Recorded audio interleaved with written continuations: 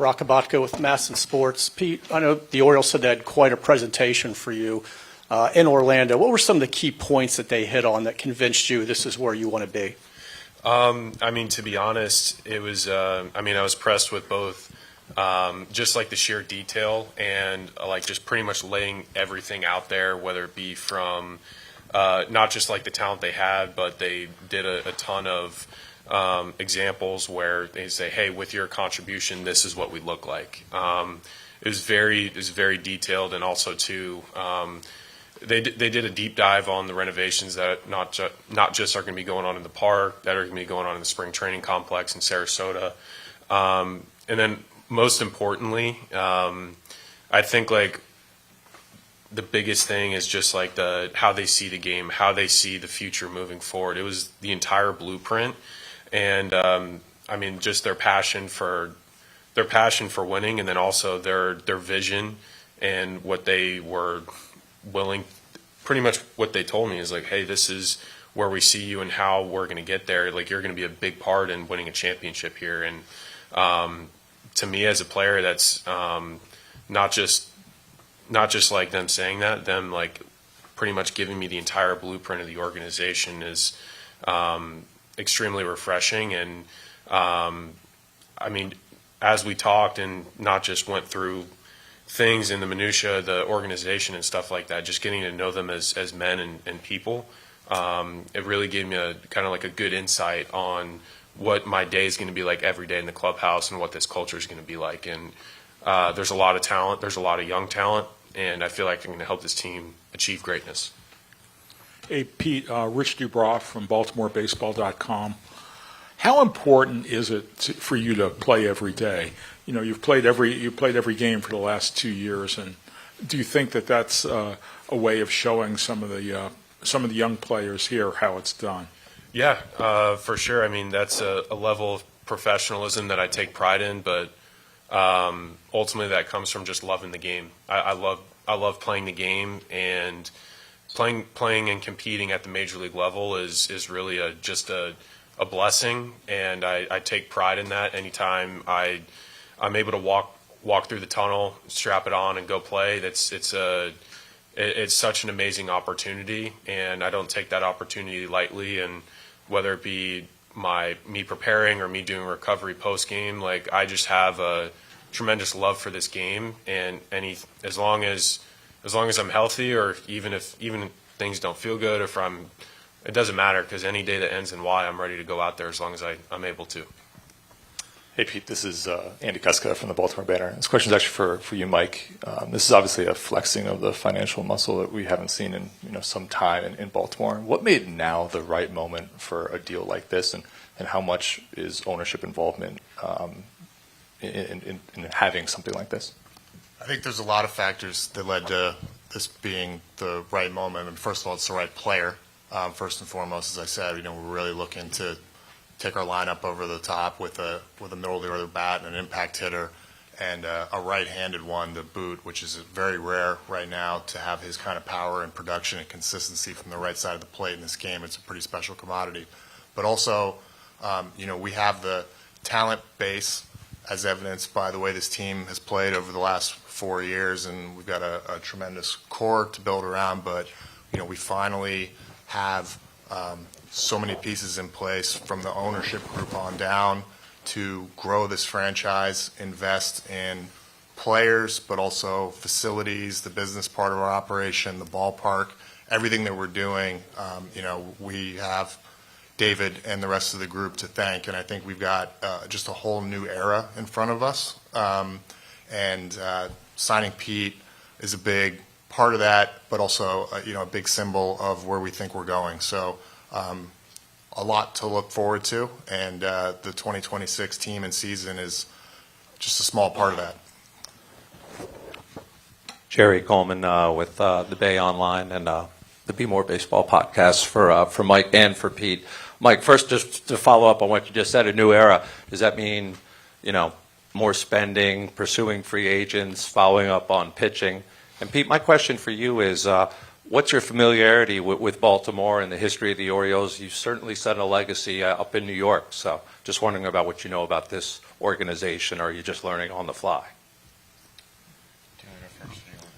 Well, let me talk about that for one moment. I'm older than everybody in this room, I think, so I have a memory that probably none of you probably have.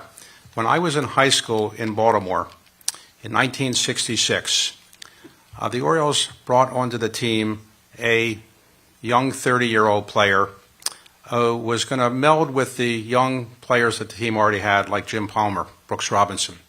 And that player's name was Frank Robinson. And the result was we won a World Series that year. And we beat a team called the Los Angeles Dodgers, who were thought to be unbeatable. And Frank Robinson's number when he played in Cincinnati was 20. Pete Alonso's number at New York was 20. Now, because our 20 is retired here, he's agreed to play with 25. But the fact that both of them had the number 20, both of them in the early 30s, both of them were great power hitters, and both of them are people that really can work with younger players, makes us think we've got a great future ahead of us. So I want to thank Pete for doing this. Thank Scott for helping to make it possible. Thank Mike for working on it. And, the best days are ahead of us. So we're very, very happy. The ownership group could not be more pleased with this. And, we'll do whatever else we need to do to make sure this team can win a championship. And we're very optimistic that Pete's addition is going to be as helpful to us as Frank Robinson's was 1966. That's really high praise. I appreciate that. And again, I also want to thank you as well, Mr. Rubenstein, for bringing me on, trusting me with the development of the young guys, and not just being a leader, but winning games and performing. So I appreciate that. And I guess to answer your question, for me, I've always loved coming here. It's a beautiful park. I mean, I love playing here. To my extent, I just know kind of like the waterfront where we stayed and a couple of the restaurants around town and here in downtown. But every time that we've come here and I've played at Camden, I've really enjoyed myself. It's a phenomenal baseball environment, and it's a tremendously gorgeous park. I love playing here and getting involved in the community and kind of like immersing not just myself, but my wife, my son, and our extended family. Like when we're here, like this is going to be home, and for us, we're incredibly grateful, and we're going to really take pride in calling Baltimore home. This city and this team, they believe in us, and we want to do right and really just justify and really do that by immersing ourselves, giving back to the community, and at the end of the day, winning ball games between the lines. And also want to give a huge shout out to my wife Haley and our boy Teddy. So guys, love you. They're at home, obviously, with the quick turnaround and the stuff like that. But guys, I love you so much, and I can't wait to see you guys. Pete Gilbert with WBAL TV. For this purposes, I'll be repeat, just be Pete. When you think about playoff success, and you obviously have had plenty of it, what are some of the keys to that? And with a young team here that hasn't, when they did get to the playoffs, they did not perform at their best. What are some of the tangible things that you maybe can try and help them with to get over that hump? I mean, again, like every guy is kind of case by case and how they mentally approach the game. But the playoffs, for me, it's such an addicting feeling. And playing that high leverage in the brightest lights, that's where, for me, that's the whole reason why you go through the spring training and the 162 game marathon for those short, tiny little moments at in the highest leverage of situations, because that's really what this is all for. This is all to get to October and really just win games. And how I'm going to help is share my experience and pretty much share whatever has helped me kind of step and rise into the occasion. And yeah, I mean, I want to be an open book, especially not just pretty much to everyone in the clubhouse. And for me, I take pride in that. I not only do I love performing, but ultimately I love forging great relationships and being a great teammate. And for me, I want to be able to help however I can, whether it be performing or kind of like helping whoever that needs it. I'm all in. Stan Charles with PressBoxOnline.com. Pete, I was looking at your numbers, and I noticed that as a right-handed hitter, you actually hit right-handed pitching better than left-handed pitching. Could you talk a little bit about that? Is it just familiarity because you face so many right-handed pitchers? I mean, for me, I think a huge adjustment I've made was from in the off season from 24 to 25. Kind of deep dove into some things, how I could get better as a player. And for me, I love baseball, and for me, I love performing. And there was some areas that I wanted to attack to get better. And for me, it was just understanding my body, and I pretty much took a huge deep dive in analytics, and not just that, using some biomechanics, biometrics to really understand how my body moves. And I use that with a blend of scouting to have more success in the field. And last year was my first year of really taking that on, like with a full understanding of things. And I feel like as time goes on, the more information I have in this kind of like this new way, I feel like I'm really going to extract even better seasons from my skills. Nick Testoni, WBL Radio. Right here. Pete, Yep. This is for you, Pete. I think it was well documented that you really loved being a New York Met. Was there a conversation or maybe something in negotiations that you started to really see yourself as a Baltimore Oriole? Yeah, I mean, for sure. I think as like the free agent process, like once that kind of starts, you really kind of don't know what's going to happen. It's kind of like this weird baseball limbo. But then as you start to sit down and really kind of think about things, you kind of have some time to really reflect. But then honestly, like as the off season progressed, and realistically, I mean, as we got further along, this partnership has, for me, it was just head and shoulders above everybody else. Like this park, this city, this team, this organization, everything combined, everything just clicked. And for me, I think that was it was the perfect fit for not just as a player, but for family life too. I mean, I could go up and down a laundry list of things where it's like, there's just so many boxes, like every single box this place checks. And for us, we're just so pleased, and for this organization to see me, not just in the now, but in the future. I mean, it's such a blessing, and I can't wait to play. Can't wait to perform. I can't wait to win games. Pete, John Mueller from the Baltimore Banner here. This is for you and Scott. From the player side, the representative side, this is the first deal of this kind that the Orioles have signed in a very long time. How much does that factor into your thinking about their commitment and their ability to win in the way you want to, given you are the first person to sign like this? Do you want to go first? You want me to? Sure. First of all, David, it's a privilege to bat number 2 in your age lineup, because I'm sure that's where I hit in that. So I'm glad you bring that up. Actually, if you total our ages, it might be the value of Pete's contract, to the truth. But I want to say this, that, having calls from Jackson and Gunnar and Westy after this is done, the light that it shines on how the players in that locker room feel about the commitment to how they can compete in really one of the toughest divisions in baseball. And that comes organically. The minute that's done, it has that immediate impact, the excitement. I wish you all could hear it, because it's meaningful. It gives them a sense of pride and confidence that illustrates that this franchise is committed. And I thank you, David, for bringing that to players, because in the player community, that's what gives these men the confidence to go out and do what they need to do in one of the toughest divisions and play against the greats in the game. The other aspect of this is that, Mike, we're up late at night. We're at the winter meetings. We're doing it. And I get to tell Pete about the want. how they want this man to play for them, how important it is, what they do, how they do it. You can hear the tone. You understand what it means to acquire someone like this.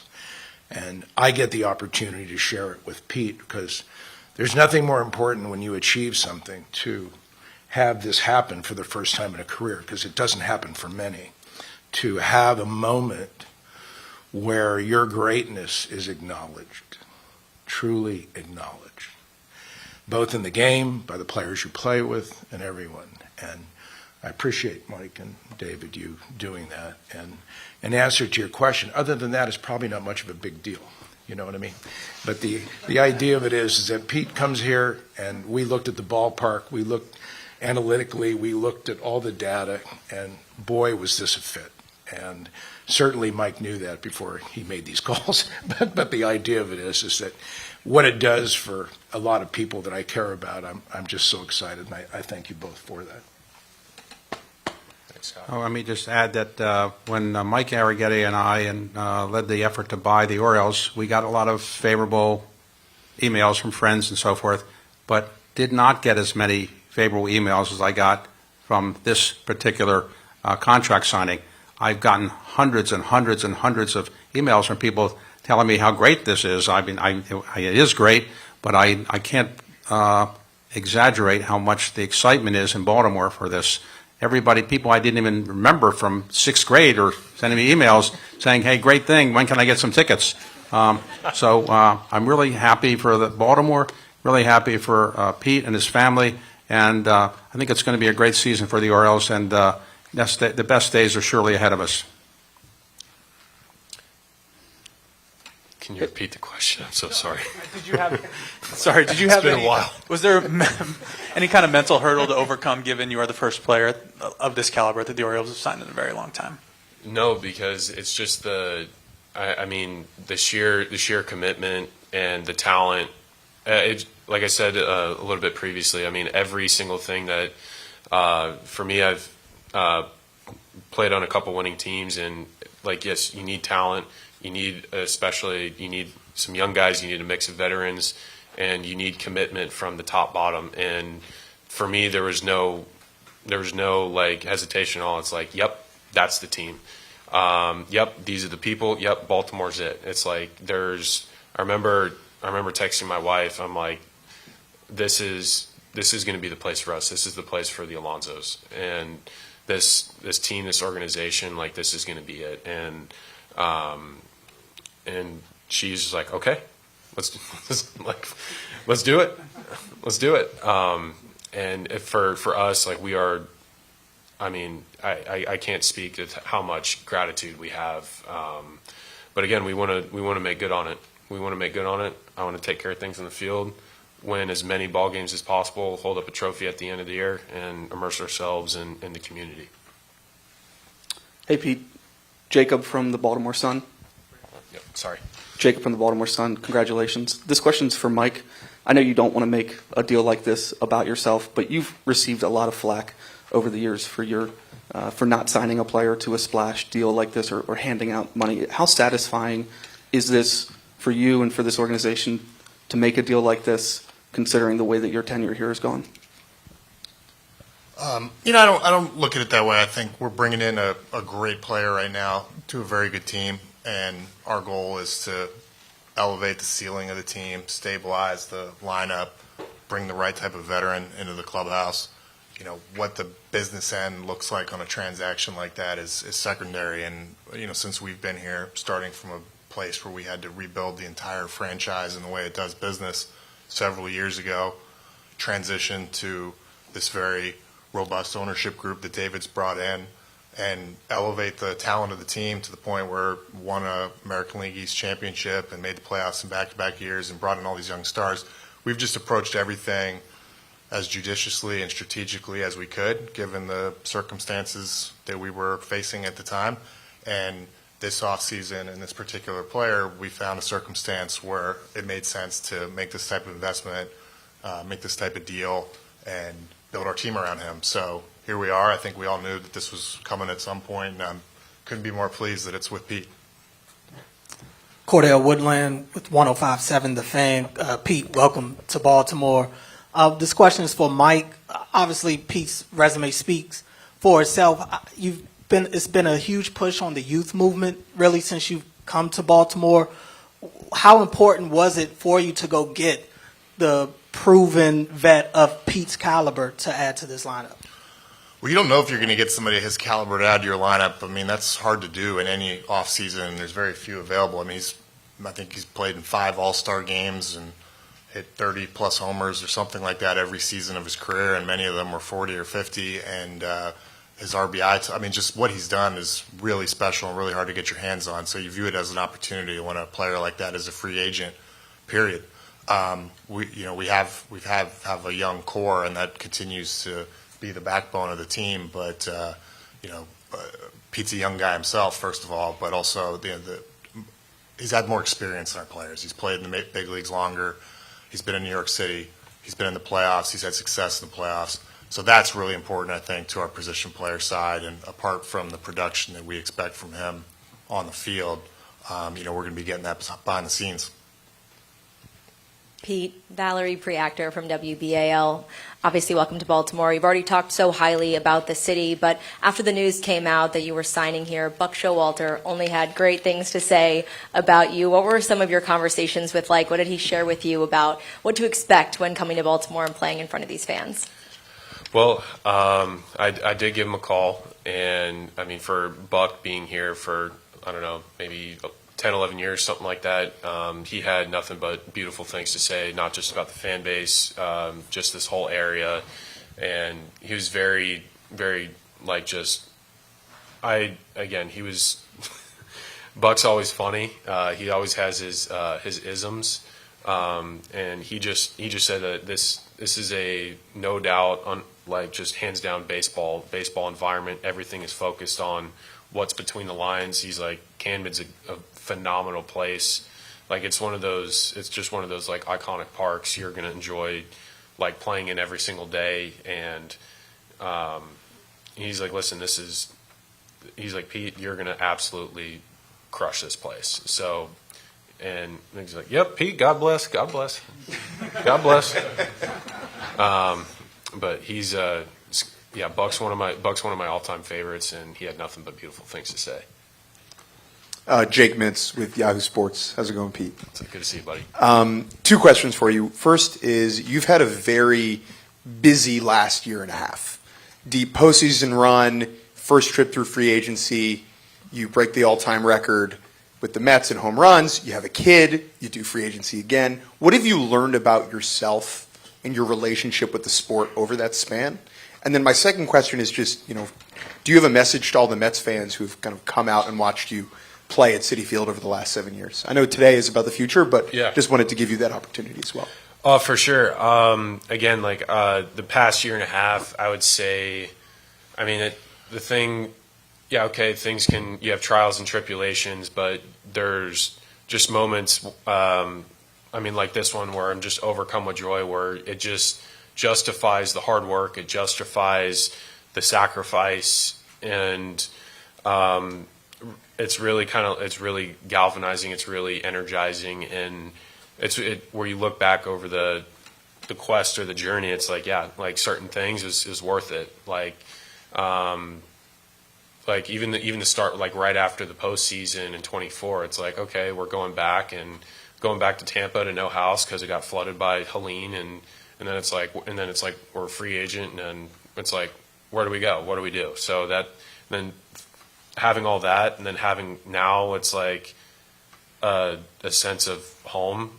It's really tremendous, and again, I've really enjoyed playing in New York. I mean, I'm very gracious for that opportunity, and again, there's some amazing people over there. There's some, whether it be the locker room, staff, clubbies, is phenomenal. I really enjoyed my time, but this right here, this is this organization, this city, I'm so proud to call it home. Hey, Pete. Matt Weyer with the Baltimore Sun. Welcome. I realize I'm asking you this with your manager sitting right here, but how important is it for you to play first base on a regular basis, and how much are you trying to make that a continued part of your arsenal throughout the entire term of this contract? I mean, I'm a worker. It doesn't matter. Like I'm always that's one of the things I pride myself in.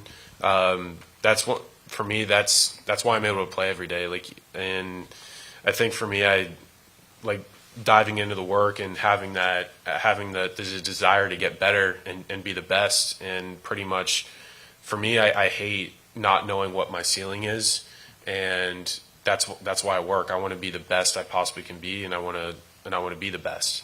So, like, I'm always going to work. I'm always going to strive to be the best, make adjustments, adapt, and do what I can to really deliver. Not just, I mean, on a daily basis. I think defense, and whether it be defense-based, there's so many different ways to win a ball game. And, I mean, I know everyone, like, yeah, when you think of me, you think of me hitting. But for me, like, I really take pride in doing the little things to win a game, whether it be going from first to third. I mean, whether it be advancing on a kind of an in-between read from second to third to get to third base less than 2 outs, or getting to second where it's like kind of like one of those hustle double situations. But there's so many different ways to win a game, and defense is one of those, whether it be making a pick, making a play in the hole, like giving a good feed. Like, I just want to play my part. I want to play my part the best I possibly can for the whole picture, because it takes not just 9 guys. I mean, it takes so many different people to win a ball game, and I just want to be the best I can every single day. Gerardo López, Cultura Sports. Pete, bienvenido. Gracias. Felicidades. More opportunities to battle tough AL East opponents. How does that add to the excitement of playing in Baltimore? I mean, it's obviously big time baseball here, and you play obviously some very, very quality opponents, but I mean, it's the big leagues. Everyone's a quality opponent. Obviously a very, very great division, but you can't take anybody lightly. It doesn't matter who you're playing. It could be non-divisional. It doesn't matter. Anyone that's in the major leagues, you have to take seriously. Doesn't matter if you're playing the Yankees or Tampa. It doesn't matter if you're playing, it doesn't matter if you're playing Pittsburgh or whoever. It doesn't matter. Every game matters. Every game counts. Because, again, a season can come down to one game, and one game that can be decided by one pitch or one play. So over the course of 162, every single game matters. And if you allow me a quote in Spanish for la comunidad de Baltimore, the community here in Baltimore, the Hispanic community, ¿cómo se siente ser un Oriole? Muy felicidades. Estoy muy emocionado para jugar en Baltimore y nos fuimos. Vamos, Orioles. Sí. Thank you. Yes. Steve Molesky, Substack. Pete, last year the Orioles' talented young core in the lineup had some ups and downs, some struggles. Are you aware of that? How, beyond just your production, how can you help that? And do you look forward to leading some of those guys and helping them become better players? Yeah, 100%. When I kind of reflect on the season for the O's and 25, what I notice is, like, not everyone was healthy all at the same time. And obviously there's some people that, like, some pretty key components that miss time, whether it be arms, whether it be position players. And that's important. You need to have your guys healthy as long as possible. And I think that played a huge part in it. But for me, like, I think how I can lead, how I can kind of just give little nuggets of wisdom and information, whether people want to take it or not, that's fine. But I want to be able to at least provide some insight, because I feel like I have a good amount of experience, and I want to be able to kind of help people along. And I know there's a couple other veterans in the clubhouse that'll assist me in that. Pete, Stan Charles again. I'm going to ask you a hard-hitting question. I want to pull out the 8,000-pound polar bear. How did you get the nickname? I can see the resemblance, but who first called you the polar bear, and is it something you've always embraced? Yeah, polar bears, in their natural habitat. They're I think they're the only known species to actively hunt humans, so they're kind of badass. But Todd Frazier, in 2019, he was my locker mate. He was joking around. He was standing there. He's like, "You look like a big old polar bear." So yeah, Todd Frazier, very loudmouth guy from Jersey. He was my veteran, and I learned a lot from him. He was one of those guys that took me under his wing. So yeah, I love the nickname. I think it's great. Todd, appreciate you forever. And yeah, I embrace it for sure. Josh Tolentino from the Baltimore Sun. Pete, welcome to Baltimore. Question for David. The last time you were on this stage, you said, a few times that the ownership group has no financial limit. Since then, you've dedicated significant resources to a closer in Ryan and now a big power bat in Pete. What type of message do you think this says to the fans? And part two of that question is just over the 6 weeks, could you kind of describe in detail Mike and his team, like their sense of excitement as they presented to you different ideas? Well, Mike Elias and Mike Arrighetti, my partner, and I talked about this before the deal was consummated, and we obviously were very interested in getting it done, and we have resources to do other deals as well, and we don't have particular constraints. We don't have any particular limit that we've imposed on Mike. So as long as the baseball rules are what they are today, we can do what we want to do, and we're prepared to do what we need to do to get the team to be at a championship level. So, we're ready to go. If there are other great players we can get, we'll try to get them.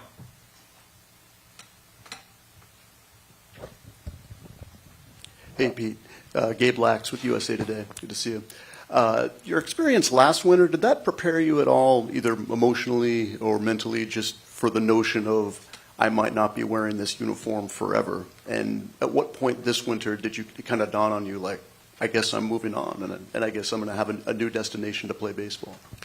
I mean, for me, it's every off season. It's interesting because you just kind of, as you kind of step into free agency, it's just you kind of, all right, let's see what happens, and whatever unfolds, you have to make the best of the situation. But like last year, I feel like it was. I mean, it still was a great situation, but for me, I think ultimately this year, like this has just been such a tremendous process. I mean, the way that it happened, it was perfect. It was absolutely perfect, and I wouldn't change anything for the world. This is beyond special, and I know I'm saying the same thing over and over again, but this is.